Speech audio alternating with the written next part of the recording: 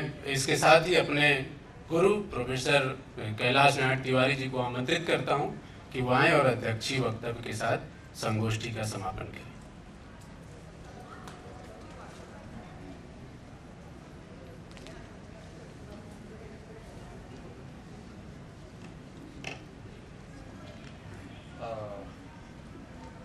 मित्रों,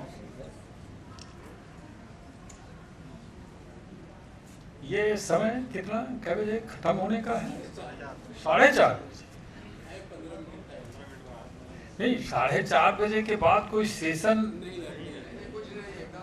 हाँ, वही मैं भी सोच रहा था कि प्रधान जी सो चुके हैं, अब थोड़ा ध्यान देंगे कि यह छोटा भाई को समय दे रहे हैं आप।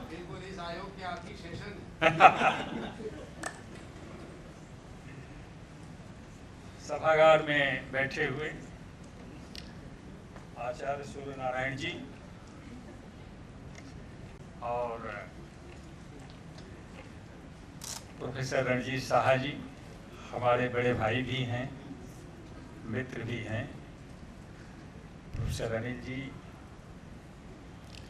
और विश्वमोहन जी केवल उम्र में छोटे हैं, काम करने में बड़ा आगे।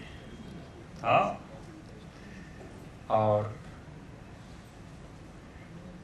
पंकज जी और बड़े द्विवेदी जी। मित्रों, हाँ हाँ बोला, प्रवेश जी। अब आप समझदार हैं, जानते हैं जहाँ थोड़ा हो तो वाणी को थोड़ा सा, अब आप बनारसी आदमी हो, आप समझा करो बनारसियों की भाषा। मित्रों, मैं तो सच कहिए तो हूं तो यही इसी मिट्टी का। मेरा ये जन्मभूमि भी है, कर्मभूमि भी है। और किस घड़ी में हमारी मुलाकात विश्वमोहन जी से हुई थी, ये मुझे पहले याद नहीं था। जब कुछ सिलसिला इस संगोष्ठी के बारे में चला तो मैंने पूछा कि विश्वमोहन जी, आप मुझे कब से जानते हैं? तो इन्होंने बताया कि आप जयपुर विश्वविद्यालय के हिंदी विभाग में गए थे, एक संगोष्ठी थी, मेरे ख्याल से अनिल जी उस समय अध्यक्ष रहे होंगे, तो वहां हमने आपको सुना था, वहीं आपसे मुलाकात हुई थी। तो इस प्राणनाथ जी, ये संगोष्ठी के पीछे की एक संक्षिप्त छोटी सी कहानी है जो मैं आपको बता देना चाहता हूं।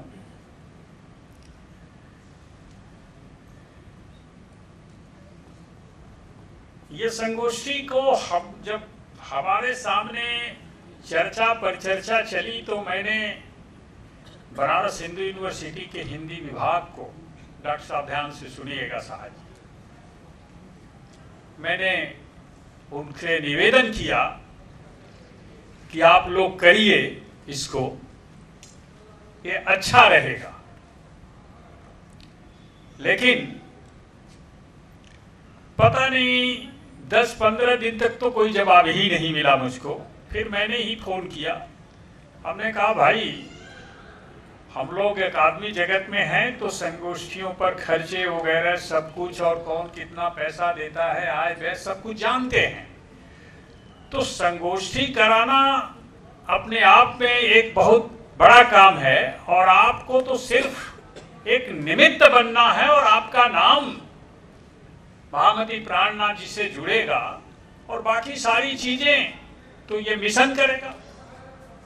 लेकिन फिर भी वो लोग तैयार नहीं हुए। इस बात का मुझे बेहद कष्ट है और मैं दुखी भी रहता हूँ, और समय पर मिलता है तो मैं शुद्ध बनारसी भाषा में क्लास भी लेता हूँ। हाँ, लेकिन हमारे अनुनय को, हमारे विनय को भारत अध्ययन केंद्र ने बहुत रिस्पेक्ट देते हुए स्वीकार किया।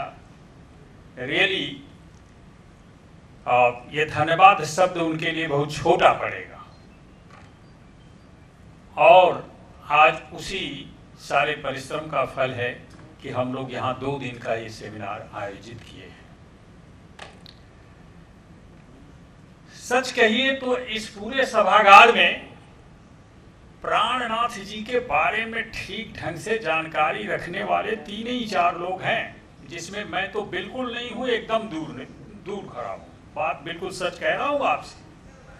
पहला तो शाह जी है, अद्भुत काम इन्होंने किया है।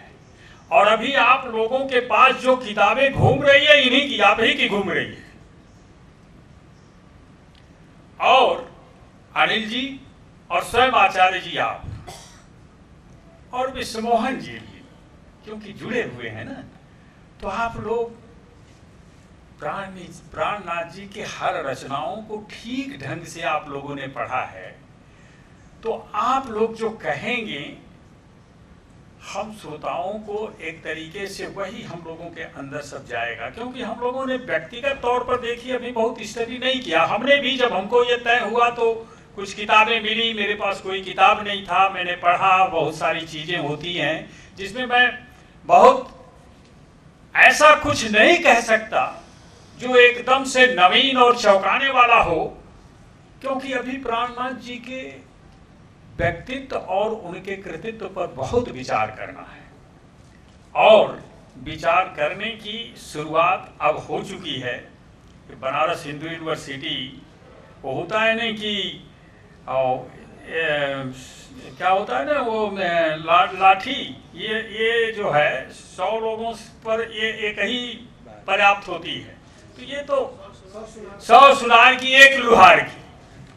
तो आपने जो यहाँ से शुरुआत किया है, तो मैं आचार्य जी से मैंने एक तरह से निवेदित भाषा में कहना चाहूँगा कि अच्छी शुरुआत हुई है। और पिछले अगले 10 सालों में ये हिंदी साहित्य के अकादमिक जगत में प्राणनाथ जी अपना स्थान अवश्य ग्रहण करेंगे, ऐसी मेरी सोच है। और आप जैसे आचार्य, जो कि मैंने संगोष्ठी कराने में काफी खर्चे होते हैं, मामूली बात नहीं है। लोगों को बुलाना, उनको रुकना, उनका टीए देना, ये करना वो करना, उसमें बहुत काफी व्यय होता है, परिश्रम करना पड़ता है। तो ये साहस यदि आपने किया है तो निश्चित तौर पर प्राणनाथ जी के ऊपर काम होगा और लोग पढ़ेंगे। आपने एक संकेत किया था, हम लोगों ने अपनी मीटिंग में, जब हमारे अनिल जी थे और हमारे भारत अध्ययन केंद्र के लोग थे, तो हम लोगों ने 2 फेलोशिप, ये खास तौर से विद्यार्थी लोग सुने। एक बात की जरूर मुझे निराशा थोड़ी सी देखने को मिली है। जब विद्यार्थियों का नाम ले रहा हूं तो वो थोड़ा सा मुझे कुछ कष्ट हुआ है कि उनकी संख्या बहुत कम है।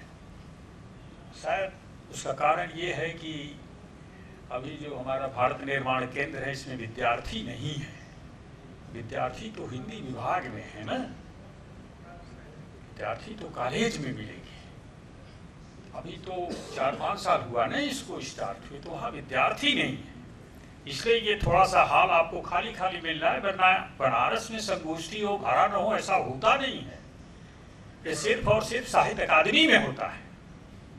क्यों डॉक्टर साहब? है नहीं तो आपने तो बहुत दिन तक देखा है, समझा है, जाना है ना। और एक मुझे और भी बड़ा आश्चर्य लगा, वो भी उसी मैं देखा, यहाँ भी लोग दिखाई दिए और खिसक लिए। ये क्या मसला है भाई? आपने देखा नहीं अभी? हाँ, कितनों की संख्या थी, कमाल है भाई। ये सब इस काशी में हो, काशी माने बनारस हिंदू यूनिवर्सिटी के अंदर हो, ये ठीक नहीं लगता। आप आए हैं, सुनिए, और महामती प्राणनाथ पर सुनिए, जिनका नाम आपने शायद ही सुना हो। हिंदी साहित्य में जिनको ठीक ढंग से लोगों ने स्थान नहीं दिया, इतिहासकारों ने भी नहीं स्थान दिया, उनके बारे में विचार विमर्श हो रहा है। नई नई जानकारियां आपको मिलेंगी। उस व्यक्ति का क्या कंट्रीब्यूशन रहा है इतिहास के उस सामाजिक और राजनीतिक दौर में, कम से कम कुछ तो जानिए समझिए। लेकिन खैर कोई बात नहीं। अब एक बात हमारे आदित्य जी ने अच्छा कहा था, आदित्य जी थे ना, धर्म और अध्यात्म में अंतर बताया था। भाई अंतर तो मैं भी मानता हूँ, और मैं ही नहीं मानता हूँ, सबसे बड़े प्रमाण तो गांधी जी भी हैं। उन्होंने ये कहा कि मैं धार्मिक हूँ कि नहीं हूँ इसमें किसी को संदेह हो सकता है या इसका जवाब मैं नहीं दे सकता, लेकिन मैं पूर्णतः आध्यात्मिक हूँ यह मैं कह सकता हूँ। तो लेकिन धर्म के जो 10 लक्षण हैं, अध्यात्म का रास्ता भी वही 10 लक्षण खोलने वाले हैं। बिना उस 10 लक्षणों को पार करते हुए अपनाए हुए आप अध्यात्म के कोटि तक नहीं पहुंच सकते, ये भी निश्चित है। तो दोनों एक दूसरे के पूरक हैं। अब धर्म को आप धार्मिक बाह्याचार से न जोड़ें, वो एकदम अलग मसला होता है। यहाँ बाह्याचार जी प्राणनाथ जी के साहित्य में या प्राणनाथ जी के चिंतन दृष्टि में कोई ऐसी चीजें आपको नहीं मिलेगी जो बाह्याचारों को बढ़ावा देने वाली मिलेगी। थोड़ा बहुत जो मैंने देखा है और आप लोगों से सुना है। और प्रवेश भारद्वाज जी ये हमारे मित्र इतिहास के व्यक्ति हैं, और हम लोग ये उम्मीद करते थे डॉक्टर साहब आपसे, मैं भी कह रहा हूँ, आप नाराज मत होइएगा, आप भाई हैं। इतिहास के पृष्ठभूमि में प्राणनाथ जी को देखने की बात थी। जैसा कि पिछली गोष्ठी में एक डॉक्टर साहब थे हमारे उर्दू डिपार्टमेंट में, हाँ, उन्होंने जिस तरह से देखा, उन्होंने कुछ प्रकाश डाला। आपने डॉक्टर साहब जोड़ा संस्कृति से, वो तो ठीक है, महात्मा है, संत है तो जुड़ेगा ही। आचार्य हजारी प्रसाद द्विवेदी ने कहा था ना हिंदी साहित्य के भक्ति आंदोलन के बारे में कि वो आते चाहे नहीं आते, 12 आना हिंदी साहित्य का इतिहास वैसे ही रहता। और कंक्लूजन ये दिया कि ये परंपरा का क्रमिक विकास है।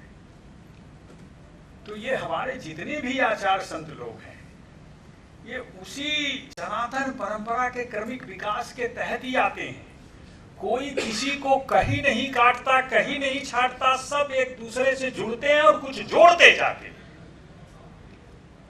ये भ्रम है हमारा कि निर्गुण और सगुण के स्तर पर भी कोई किसी से को बहुत दूर करता, ऐसा कुछ भी नहीं है। ये मार्ग है, अपनी सोच है, लेकिन लक्ष्य सभी की एक है।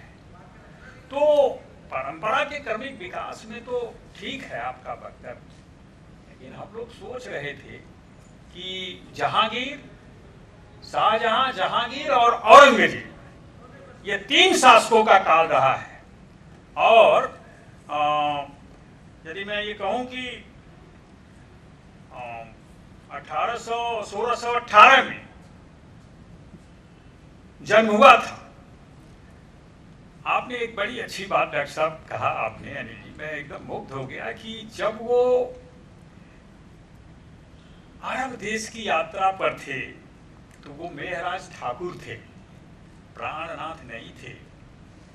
ये बड़ी महत्वपूर्ण बात है। और उनकी उम्र मात्र 28 वर्ष की थी, यानी वो अपने युवा काल में, और मेरे ख्याल से शुरू में तो 4 वर्ष थे और फिर लगभग 2-3 साल और गए, लगभग 6-7 साल गए, जो आपकी किताब से मैंने पढ़ा है, जो समझा है जी, तकरीबन 7.5 साल तक वो रहे।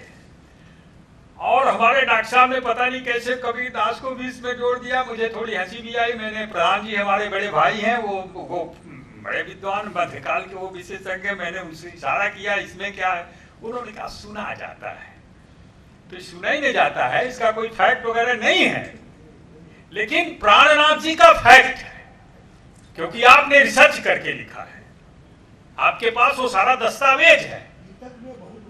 हाँ, लेकिन कबीरदास के साथ ऐसा नहीं है कि वो जो है वो अफगानिस्तान के रास्ते अरब के वो उधर चले गए। ये कुछ बातें विचित्र सी लगी। तो ये है। और अब थोड़ा सा देखिए, मैंने संकेत किया था कि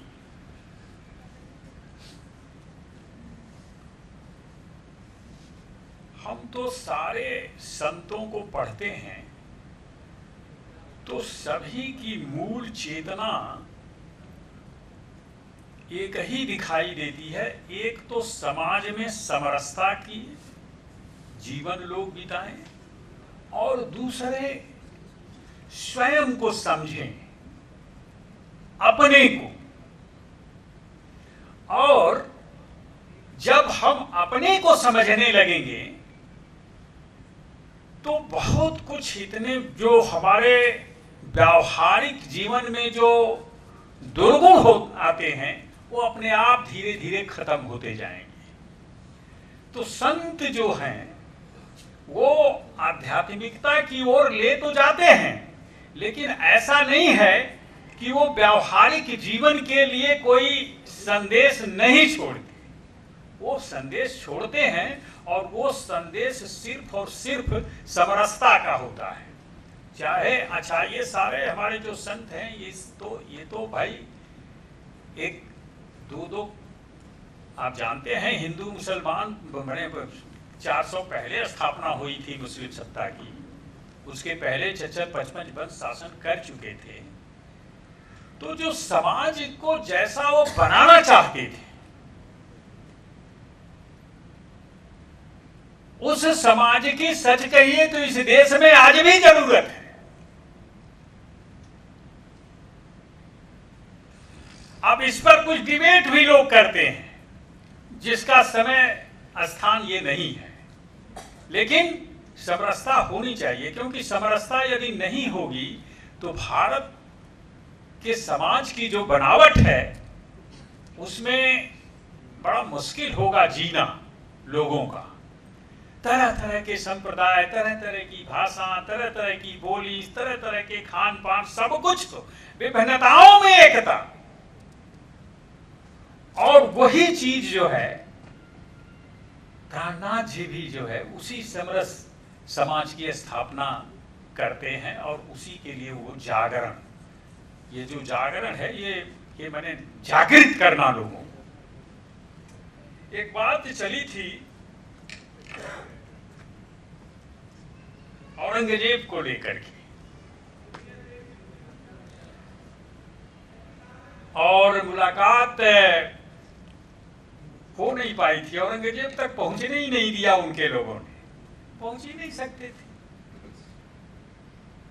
इसीलिए हमको लगता है कि पहले के जो संत थे उन्होंने कहा संतन को कहां सी करी सो काम, क्योंकि वो जानते थे कि इनके तक पहुंचना बड़ा मुश्किल है और सुनेंगे भी नहीं। इनसे बेहतर रीतिकाल के कुछ कवि थे जिसमें गंग वगैरह थे। ये समाज की दुर्दशा और समाज पर जो अत्याचार हो रहा था इसको कविता के बहाने या उस दरबार में रहते हुए अपनी बात को कह देते थे। लेकिन जो बिल्कुल संत जो सत्ता से नहीं जुड़ा हुआ था उसके लिए तो सत्ता तक पहुंचना ही मुश्किल था। लेकिन एक कविता मैं सुना रहा हूं, मैं तो दोहा, उसका उत्तर शायद आप लोग ढूंढिएगा। अभी तो बहुत रिसर्च होना है प्राणनाथ जी के बारे में, एक लाइन लाइन का। छूटत है खड्ग क्षत्रियों से, छूटत है खड्ग क्षत्रियों से, धर्म जात हिंदुआन, सत न छोड़ो रे सतवादियों, जोर बढ़ो तुर्का। अब आप सोचिए कि ये जो पंक्ति है इस किस मनोदशा में प्राणनाथ जी ने लिखा होगा। अभी तो हम लोग कह रहे थे समरसता का वो समाज चाहते थे, लेकिन ये जो पंक्ति है ये तो सीधे सीधे चेतावनी है ना कि ये एक खास समाज को, एक खास वर्ग के लिए सीधे सीधे चेतावनी है कि अब जागृत रहो, जागृत हो। अब आपको खड्ग उठाना ही पड़ेगा अपने सत्व की रक्षा के लिए। किन परिस्थितियों में कहा होगा इसका पूर्व प्रसंग क्या होगा ये मुझको नहीं मालूम। ये हमारे डॉक्टर साहब बैठे हुए हैं, आप ही नीचे पूछिएगा। ये इन्होंने ज्यादा पढ़ा है, मैं इससे ज्यादा नहीं। लेकिन मैं ये एक सवाल उठाया मैंने कि कोई न कोई ऐसी स्थितियां घटी होंगी जिसमें प्राणनाथ जी जैसा समरसतावादी व्यक्ति इस तरह की कठिन परिस्थिति कविता में वो लिख सकता है। एक दूसरा आप देखें,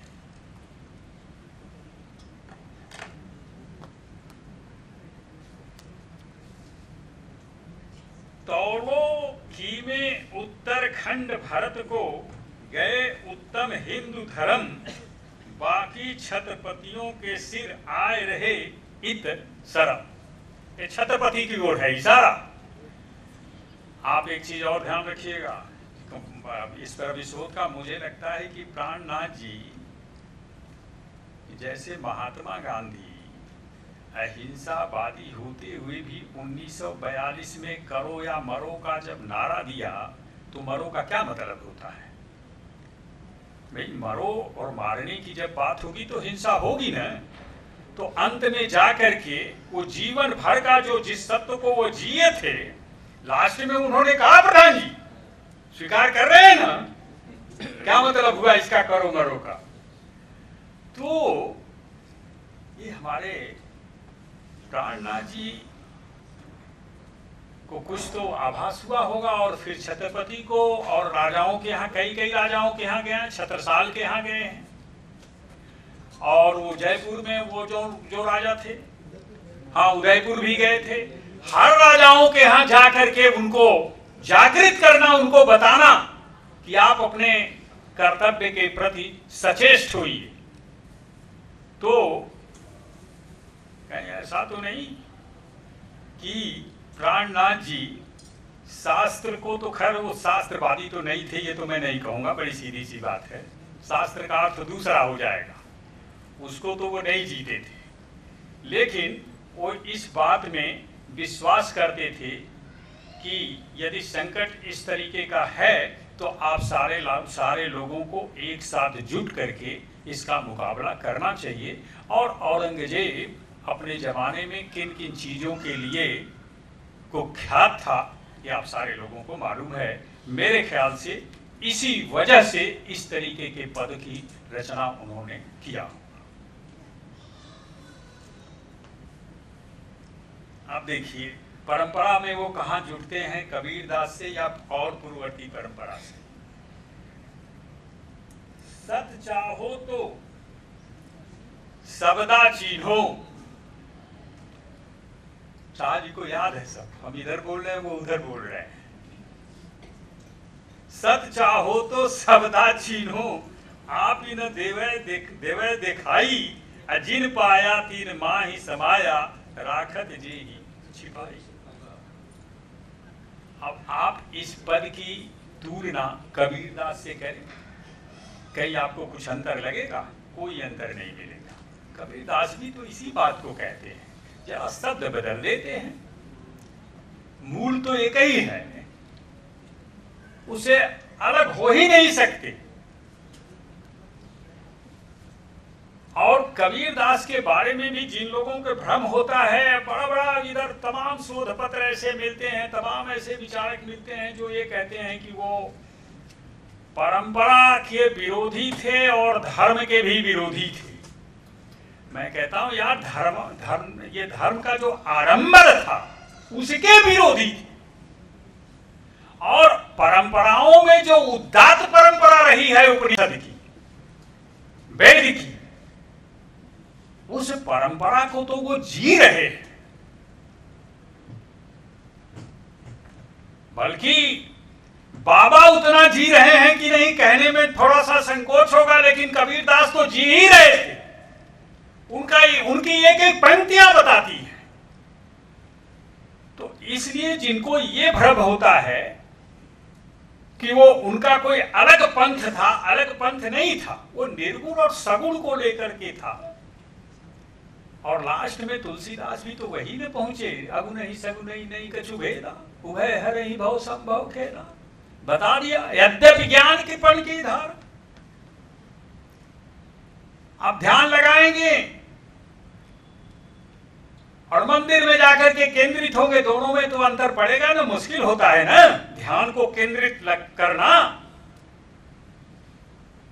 अपने अंदर के उस ब्रह्म को ढूंढना वो मामूली बात नहीं है।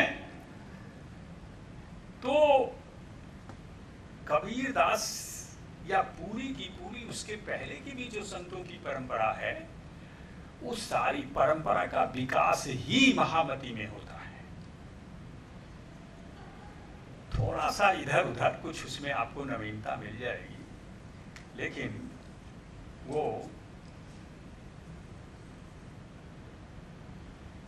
कहीं से उनके अंदर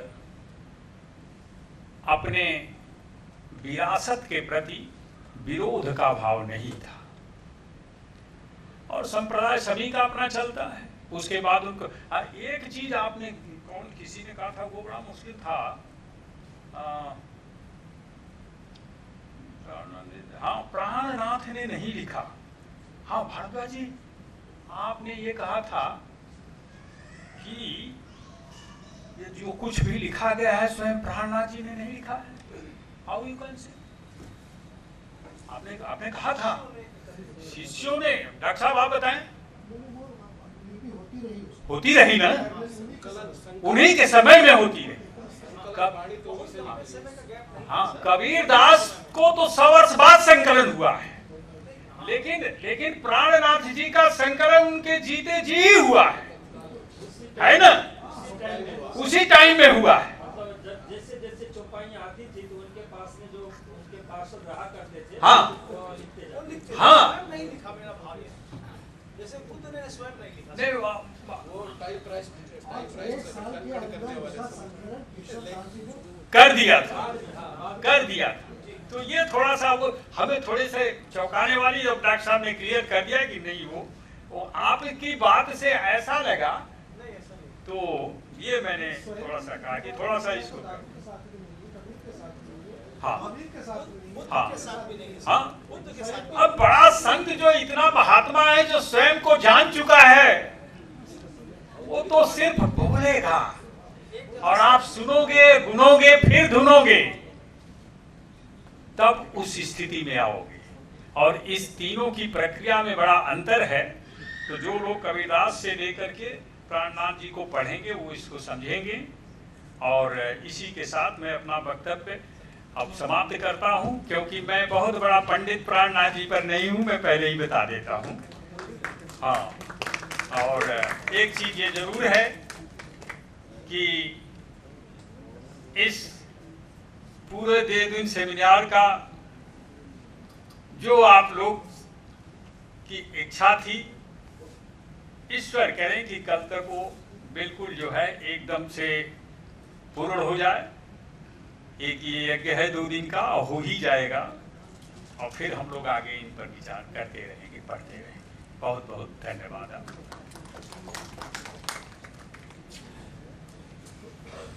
धन्यवाद सर।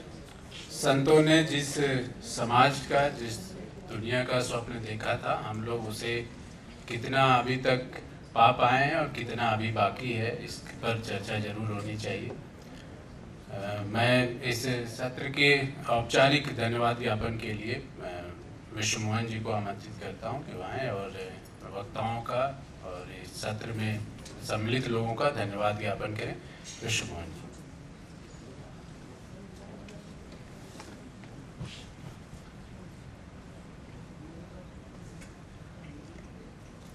काशी हिंदू विश्वविद्यालय के इस सारस्वत परिसर में शिक्षा एवं साहित्य जगत के सभी सिद्ध एवं साधकों को मैं प्रणाम करता हूँ।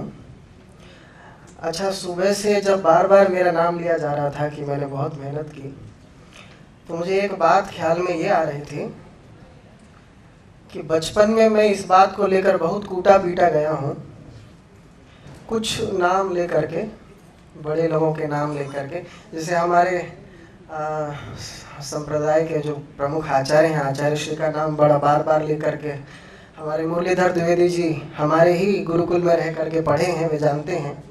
तो मुझे बड़ा संतोष हो रहा था और मैं गुरु जी को याद कर रहा था बार बार कि यदि वो होते तो उनको बड़ा थोड़ा सा संतोष होता कि हाँ, इसने थोड़ी तो कुदक फुदक कर ली है। तो इस सत्र में हमने बहुत सी चर्चाएं सुनी, जैसे कि आपने हमारे तिवारी जी ने एक शिकायत ये की कि भीड़ छात्र नहीं आए। तो ये कोई बहुत शिकायत का कारण नहीं होना चाहिए। मैं तिवारी जी से निवेदन करना चाहूँगा, जीसस ने एक जगह लिखा है कि भीड़ हमेशा भेड़ों की होती है। हाँ, सही है ना? तो क्योंकि भेड़ अब उसको जहाँ हाँक दो वो चलती रहती है सिर झुकाए अपना।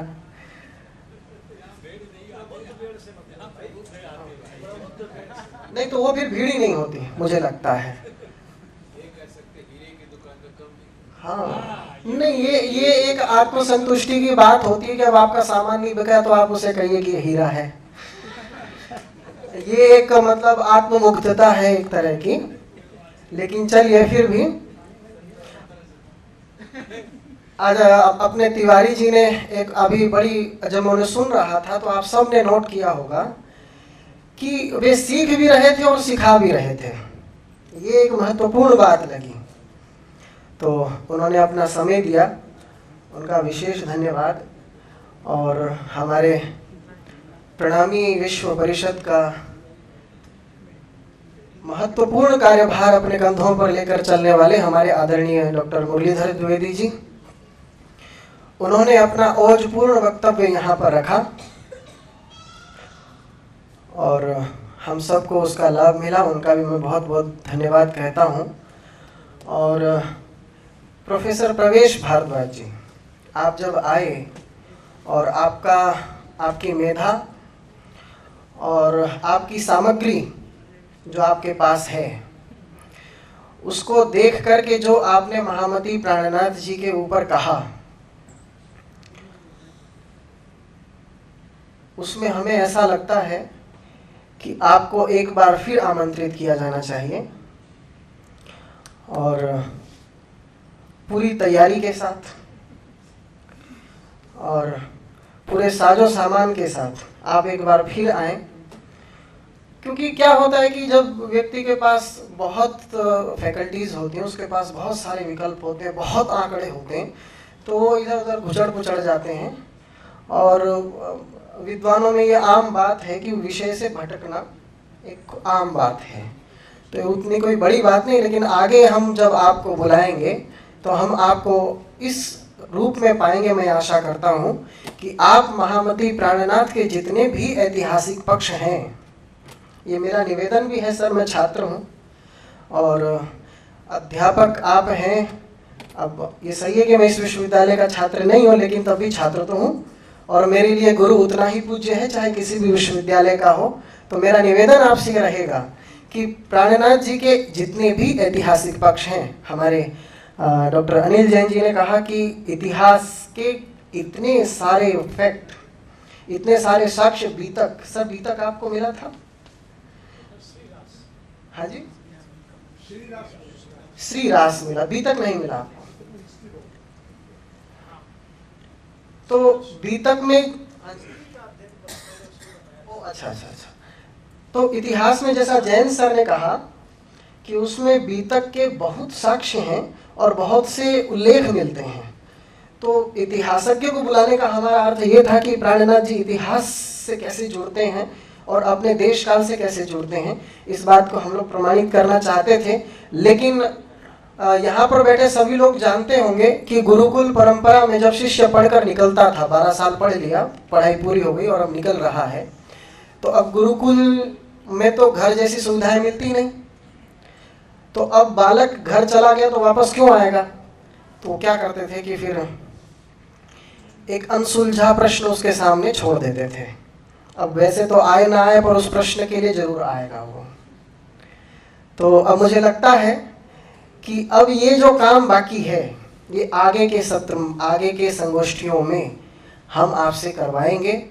आपने हमें हमारे लिए उपलब्ध करवा दी, हमारे लिए बड़ी बात है, हम आपका आभार व्यक्त करते हैं। और हमारे ब्रज कुमार सिंह जी, ब्रजराज कुमार सिंह जी, आपका भी बहुत बहुत धन्यवाद। आपने कहीं गरम दल के नेता की छवि दिखाई, कहीं नरम दल के नेता की छवि दिखाई और बड़ी कुशलता पूर्वक इस सत्र का संचालन किया। मैं आपका भी बहुत बहुत आभार व्यक्त करता हूं। हमारे साहा सर, जिन्होंने मुझे अपना अलाउद्दीन खिलजी घोषित कर रखा है पूर्व में ही, उनका भी मैं हृदय से धन्यवाद करता हूं। इतनी अच्छी उपाधि उन्होंने मुझे दी है, आप सबका बहुत बहुत आभार। और हाँ, हमारे जो ये श्रोतागण हैं, आपके इस धैर्य को, आपकी शालीनता को, आपकी इस ज्ञान पिपासा को, आपकी इस जिज्ञासा को मैं प्रणाम करता हूं, मैं आदर करता हूं। जय हिंद। धन्यवाद विष्णुमोहन जी। सब लोग, आप लोग चाय पर आमंत्रित हैं। संगोष्ठी समाप्त होती है।